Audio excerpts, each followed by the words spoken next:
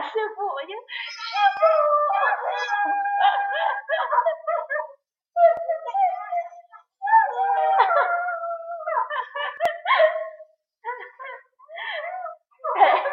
Đấy mình cười.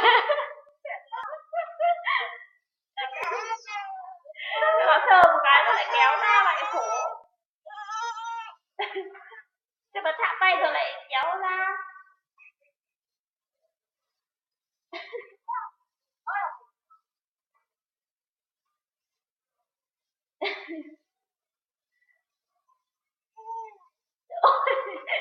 Cái gì mà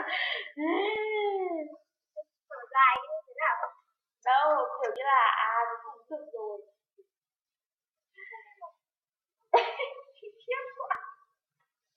Khổ quá đi.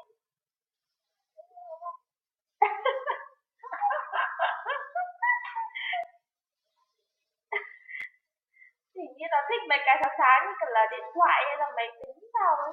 Phải, nó thích cái bàn phím máy tính nhờ. Bởi vì đập vào cái bàn phím ấy thì nó lên nhiều màn hình. Nhưng mà nó chỉ chơi được một lúc thôi nó gặp cái màn hình của. Khiếp. Có hay cho mẹ ở mồm không? Thoảng. Nhưng mà kệ nó, bây giờ phải để cho nó thò tay một tí để lúc nào nó còn bụng mà.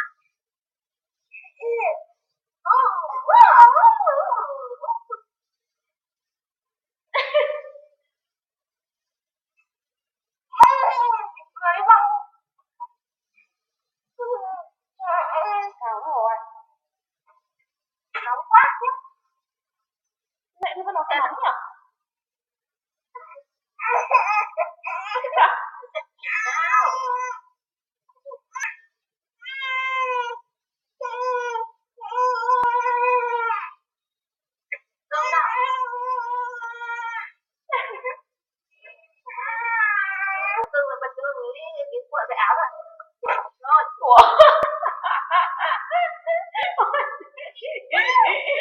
Ngon dường ấy.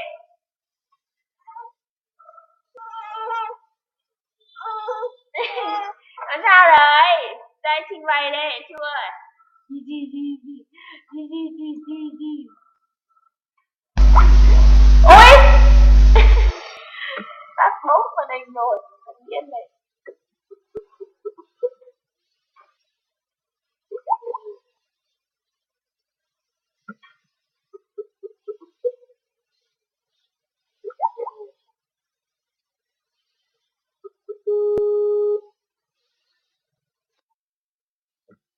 Sao nó tắt được? Đấy, chả biết là ấn cái gì đó. Cái mặt kia. Ai đây? Chú ơi chào. Sau khi gây ra tội lỗi thì anh ấy ngồi im.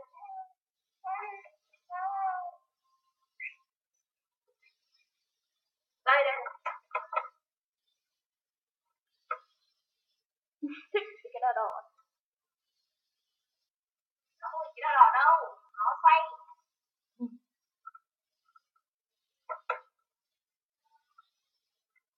Thôi, thế là bắt luôn cả bé không phải rồi. Rút cái chuột ra được không?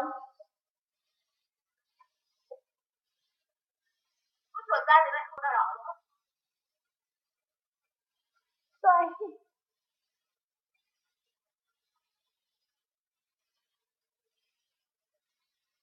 Tôi dùng chuột hơn thì nghệ đấy.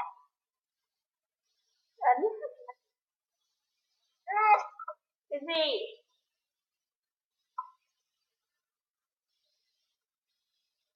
Đăng.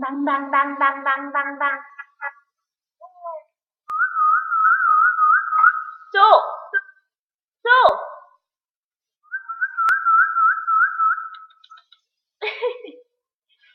Ơi, đừng bay bây giờ. Quay hết cả thằng trong phòng rồi.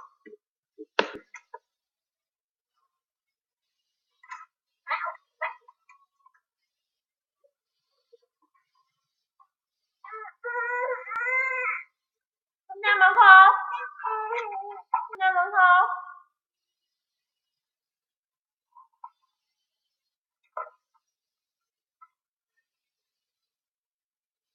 Hai cái răng thêm thưa nhỉ? Nó thưa với to. Ấy.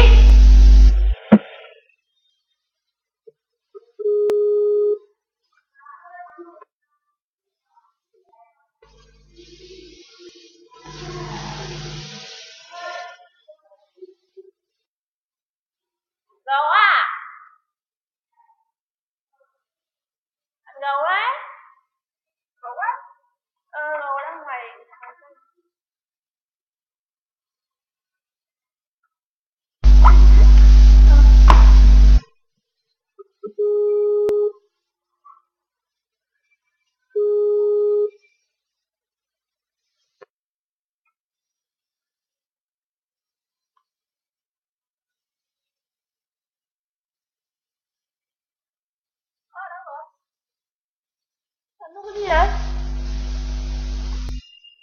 Ấn trả lời không, không ấn trả lời đi đâu.